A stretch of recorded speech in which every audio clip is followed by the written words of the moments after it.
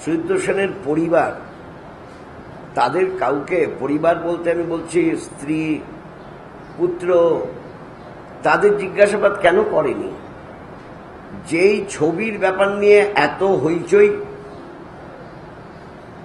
যে 1,86,00,000 টাকায় যে ছবি বিক্রি হলো, সেই ছবির টাকা দেওয়া হয়েছে সুদীপ্ত সেনের পরিবারের জয়েন্ট অ্যাকাউন্ট থেকে।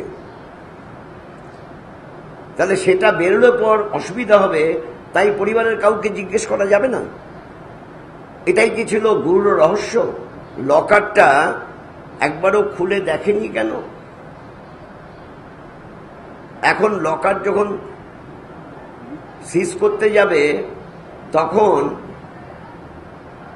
তারা কোর্টের দ্বারস্থ হয়ে ইডিকে বাধা দিয়েছে। এত পরিকল্পনা সরকারের পক্ষ থেকে কেন?